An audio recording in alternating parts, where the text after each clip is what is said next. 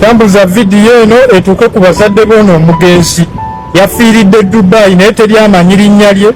teryamanyi bantu be, teryamanyi bazadde be. N'olwekyo gwe naye nange omumanyi, tambuza video etuuke ku b'eŋŋanda be yafudde, yafiiridde mu mazzi mu puulu ey'abaana abato. Banne abamuli okumpi, bino byambusi byange, baŋŋambye banne abagenze naye bayinza oba bamuwadde kanyo kawulire ne bamusuula mu mazzi kuba afiiridde mu puulu y'abaana bato ng'ate abadde ateranga okugenda owugga mu nnyanja ennene. N'olwekyo mwegendereze n'emikwano gye mukola ku ddungu kuno, temwajja kukola mikwano. Bwena ng'omumanyi tambuza vidiyo bazadde bakimanye mbu yafudde. Ebifaananyi byebyo, erinnya bamanyirimu lya Godfrey. Ebyebyo ebyange, vidiyo ngimaze. So Katsi Yuji wakoze video ya trend yatambudde nnyo kono omugenzi kazi Godfrey kanona kano erinnya liri awo bweri ye Godfrey naye lwakuba nti wadde olina ekigambo ky'ogamba nti mbu omanye ebiseera ebisinga omuntu oyogera ekigambo kiyinza okuwetera obuzibu oba oliawo okukosebya, naye buli lwogamba mbu agambo mbu kategeeza ki? Mbu kategeeza si byange, mbiwulidde oba babiŋŋambye. Mbu naye nga mwena batulaba muli omutya musiibye mutya, tukubagiza abafamire y'omugenzi Godfrey bananga omungu abagumye bibaawo ffenna lyekkubo, naye nga akatusuubire nti abakyali abalamu mulyoke era mukole bye mutegeddwa okola ki okola. Omanyi munnange ensi eno Mukama nga kyakuwadde akakisa ng'okyali mulamu, kimwebaliza ate era okola ekyo otegeddwa okola ki okola. Tomanya leero wooli enkyoza okuba nga tukola ki. Tubuuzeeko Katsi.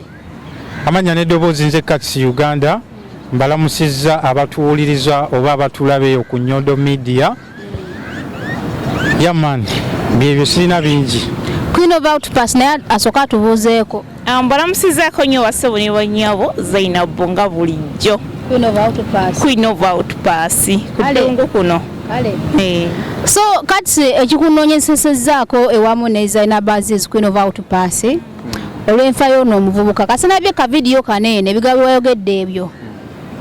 bina engeri gye byawawazzaamu abantu amatu buli muntu yadde yeebuuza olw'ensonga nti omuvubuka ono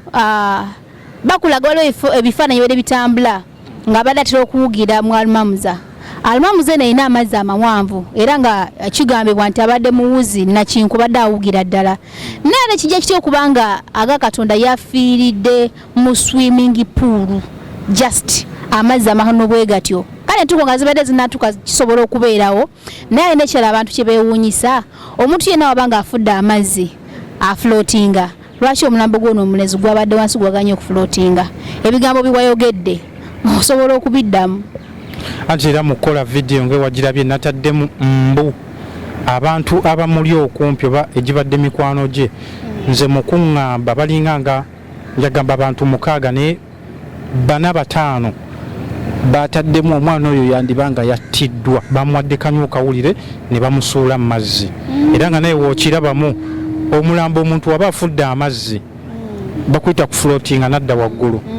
omulambo guli wansi. Ate n'okubyamu abadde awugiranga mu nnyanja ennene naye yafiiridde mu puulu ey'abaana abato. Abaana abato nga amazzi gamukomaano naye abadde awugira mu nnyanja Semayanja Alumamuza naye yafiiridde mu puulu. Abaana ekyalo ekyebuuzibwamuko yabaddeyo yekka akaseera ako mbu yadde awuga kiro ng'ali yekka. Ekyo kyekibuuzo ekyo. Kubanga kizibu nnyo kyakusanga muntu mu swimming pool oba ku mazzi wanga aliyo omuntu omu bw'ati. Ekyo kyekibuuzo yabadde ne baani? Era olwamaze okufa baani abagambye abantu mbu gundi afudde? Osegera ekintu ekyo. Ekyo kyekibuuzo yabadde ne baani? Awo ne banne kwe basinziira oba kwabo ababadde naye kwe basinziira ne bagamba munnaabwe basse mutte Godfrey oba Godfrey Kanona oba Nyalibwe Kakooza ya Godfrey Kakooza. Nenga Mukama amuwumuze mirembe era omwoyo gwe agulamuze kisa. Nzadde bwe kikunonyesezzaako nawe okwogerako naawe ebiseera ebisinga gwe tulaba bino bintu byakuzaayo baana waliwo omuntu afudde tukulaba ng'otekako obulango ng'oyogera so nembuuza mukozi alina buye omuvubuka ono abadde alina kyamumanyiiko oba tolina kyomumanyiiko kyonna era enfa y'omulenzi ono ogyogerako ki ennaku zino abaana babadde nga bansindikira message ko abaana baba bafudde nagaza alina batuyambeko banoonya famire ye era nekono omuvubuka era bansindikidde ebifaananyi bye era nindaba ne mu group gye tuli mundoza naye mwoli nkuba kyeyo Mr. Chikomekera atadde ekifaananyi kye nateekawo n'amannya ge mbadde nnoonya wano so nenkonfirm nga manyi sitalanyi kwagala kipostinga nga sinnakola ki abaana badde babinsindikidde neŋŋamba sigenda malaga kiteeka ku status nga sinnakola ki Mr. Chikomekera lwakitadde mu group nenkonfirming ati ono omuvubuka wedda gwe baŋŋamba nti yafudde naye nga nsaasira nyongera okusaasira famire ye nze kyeŋŋamba nti okufa kuli buli wamu naye nga nyongera okusaasirira ddala famire ye bambi nti kitalo nnyo kitalo ddala era omwoyo gw'omugenzi omukama agulamuze kisa amusaasire na buli kimu ekyamusobako kati vidiyo eno yatambulira naye nga mpulira ekivaayo tebanaba kumanya famire ya muvubuka ono funyeekawo ku mawulire bagamba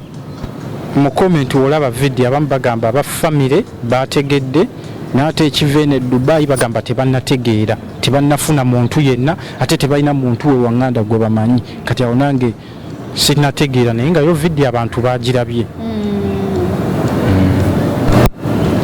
kati bubaka ki bwowa abaana abaava e Uganda ne bajja wanene okuba ekyeyo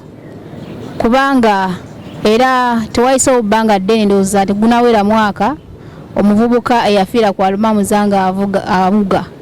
n'ekintu ekyo sometimes kinava ku bantu betutambulanga nabo oba kuba n'ekiro kyo waliwo ekigambibwa nti n'omuvubuka oyo oba oli awo naye waliwo ekyaliwo naye yalinga lwakuba teramu naye waliwo enjogera egamba nti kitta akimanyidde ennyanja ekola etya etta muvubi so n'omuvubuka oyo naye mwerabiddemukawo bali bamuyitaani so n'omuvubuka oyo naye yali muwuzi mulungi naye akaseera kaatuuka n'akola ki ate nga batya kuwuga budde bubeera bwa kiro omwana azze wanene okudunga okunoonya ku sente nga gwe KTUG otanya okubuulirira abaana omugamba ki omuntu ogenda okulya ku sente n'awugako guba musango oba onanga abaana neobawulira tebaddamu naye njagendera ku kya bayibuli egamba alina amagezi ategeere gwena nkuba kyeyali eyo ba Saudi Kata ab'eDubai oba wajja jangu n'ekigendererwa ekyokukola tetwajja kukola mikwano nze Nyondo ndaba nnyo toli nsanga simanga bategese pate kunywa myenge bino era kampani yentwale sikulabanga omuntu kitonywa sinywa mwenge sina kyenkola sikulaba mu bibaala omwenge gwange bakazi katsi university ngasesemu oli singo omwami bamwita Kakooza Godfrey bambi wabali nga talinafuna baŋŋanda nga tebalinamanya omwami amanya ge Kakooza Godfrey so famire bwebaayo wano bakulaga nti yali ku alumamuza omulengera era ebifaananyi bingi nze muli kyenneebuuza nti abadde nga ndoza muwuzi naye yafiiridde mu kapuulu k'abaana bato awo waliwo ka question mark kyokka ate oba olaba n'omulambo gwe bakubye ekifaananyi agalamidde wansi yadde yeevuunise bw'ati naye ng'ali wansi eyo teyafulot teyaze waggulu kadde kabadde kyako naye nga anyway byonna bibeerawo Mungu yagera era byonna Mukama yagera nti kino kibeere oba entuuko ze zaali zituuse ziba zituuse nezaffe nazo zigenda kukola ki ate nga naawe kati njagala nkuteeka obulaguzi nti wadde tebanakufulumya ku lisiti naye okusinziira ku kunoonyereza kwange lisiti eyo so ya bebekulu waliwo lisiti eno negundi kwali mirundi so lisiti eyo lwakuba nti gwe tubakusaako nnyo maaso naye agali mu nkubo oyinza okuba tobulako naye lisiti eyo nze kyenyinza okugamba lisiti eyo nalaba egendako bakozi ba gavumenti oba bantu ba gavumenti nze ndi nkuba kyeyo ndi ku kyeyo mbonaabona kati lisiti nze banjagaza kiro okujjako oguba mulugube gwa kutta bussi oyagala kutta bussi nze Kristi banjagaza eki Just nawulidde biwulize nga nawe wagambye nti mbu nange ngambye nti mbu so tobimbuuza nnyo okukka mu vvi era Mukama bw'aba ageze inshallah ffenna lyekkubo bannaye amawulire agenda kugabeerawo naye ate wabeerawo n'amawulire ag'essanyu yo nga tuvuddeyo nga tunaatera okuba nga tuwumbawumba twagala twogereko ku nsonga za mwana mulenzi ono Alien Skin. Abantu abasinga bawagidde nnyo Alien Skin era bamwagadde nnyo naye teri abagamba mbwa yakisusizzaamuko yagenda n'amegga ate n'akola ki n'aluma nti munne n'amukola ki n'amusubisa okugenda wa era bagamba amanyi mwenanga abantu batekayo babeerayo abalyolyomya boogera obugambo bwabwe obukuddala oba bw'ekirogo era nga bagamba nti Alien Skin ono abantu bamusigudde naye ate mu bbanga tono nnyo bennyini bagenda omukola ki omwesuulira ntandike ne Zaina Bazizo kiro ekyogerako ki era tiimu Palaso nga sinagenda wala tiimu Palaso obaza di tiimu tiimu Palaso otandise naawe nze njagala nnyo Palaso era amaze ebbanga ddene ng'atuyimbira naalero saakikkiriza nti eri ne Alien era mwagala kwe bonna mbaagala era olina gw'osinga kale katukole bwe gwe oli tiimu Palaso nali tiimu ani nze ndi tiimu zombi ndowooza yonna ngwayo nze nangalya ennyimba ezinnyumira kadi zayi nkugambye gobera tiimu Palaso ono abeera tiimu ki ono ali kubanga era ekituufu tukimanyi nti oli tiimu ki so tokola kitewe obuzaabuza munkonjera ebigambo kakati sokoleke kakati atuvudde mu byokusaaga Zaina Bazizi bana nga tuvuddeyo mu nnaku munatusonyiwa byonna bibeerawo ekintu ekirungi n'ekisya katuzzewo okusaidi eno kakati abasintu abasinga bali mu criticizinga ani Alien era bagamba mbu yameze n'akola ki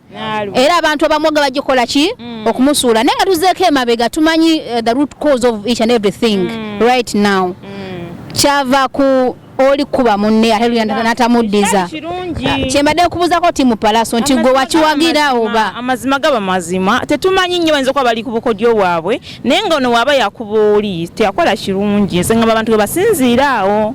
era gwe n'osigala ng'oli tiimu Palaso however yakuba munne nedda bannange nze njagala buli muntu sirina gwe nsosola nti oba wuuno music waabwe nankolera za Palaso zinkolera za Alien Skin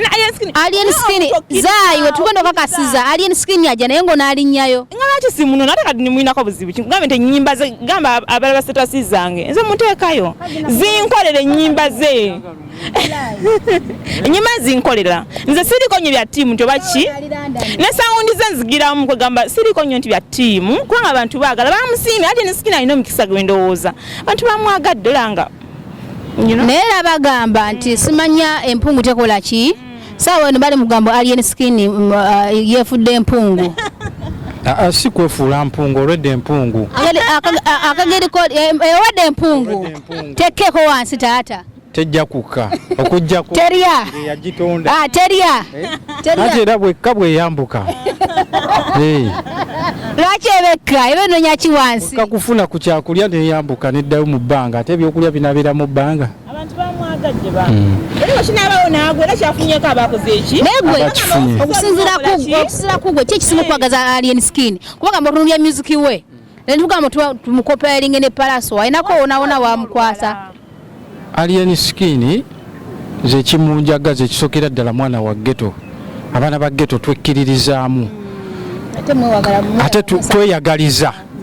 tweyagaliza kati ate ne music gwakuba kwegamba ajjako abantu stress si bibiri byonna imba baby malamu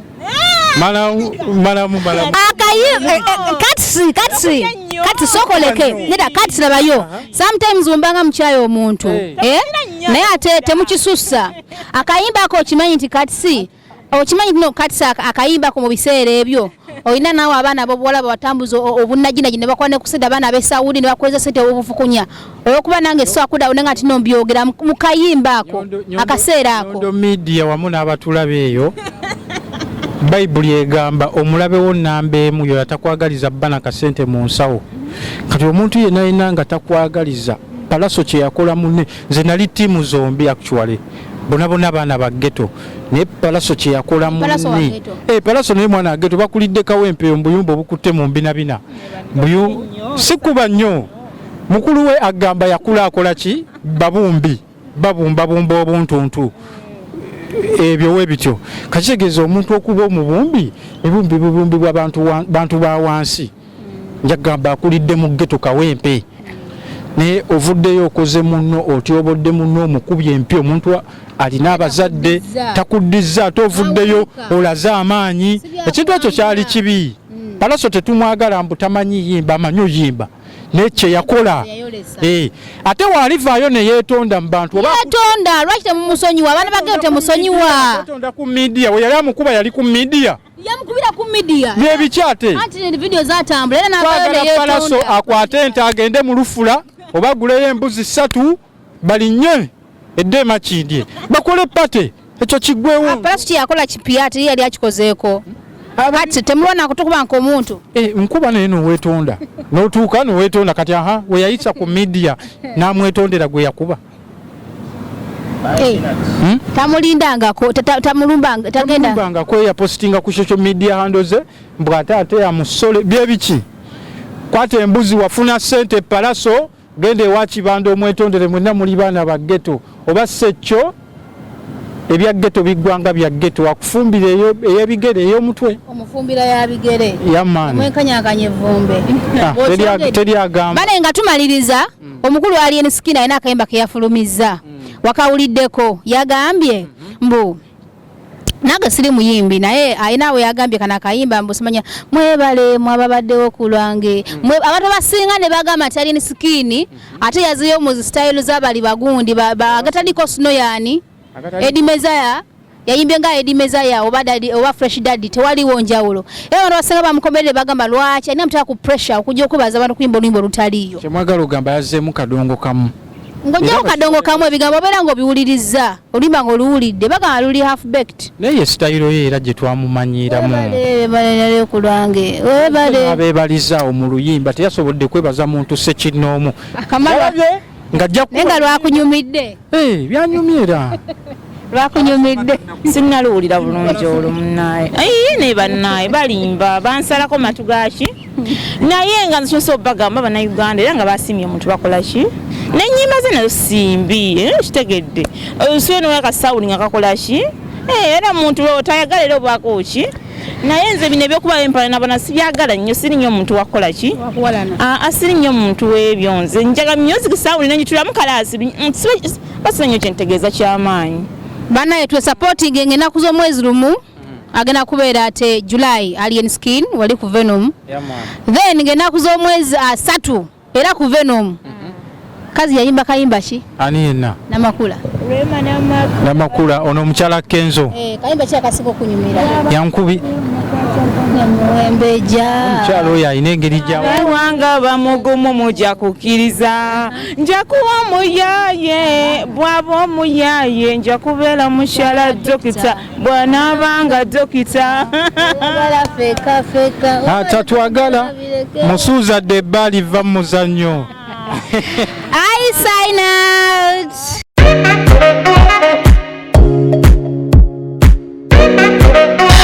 Omuganda agamba okuddiza guba mwoyo ate era agamba etasiima ebula agiwa so yensonga lwaki naffe tusiimye ne tusalawo ate okuddiza eri ba clients baffe aba Nyondo Glim mwenna abatuwagidde ku products eza Nyondo Glim naddala ekizigo mwebale nnyo mwebalire ddala era nga mbakakasa nti olunaku olwali tusazeewo okubawa offer yonna gy'obeera oli nga wandiyeetaaza ate okubanga otambula twahaddewo entambula zaffe zino ziri 2 era nga just oproviding akasente kamafuta kokka ne babeera nga ate bakusaabaza yonna gy'obeeyagadde okubanga ate otambula ampozi n'abasigadde mwenna abandiyagadde okubanga ate mutambulako mu Emirates ez'enjawulo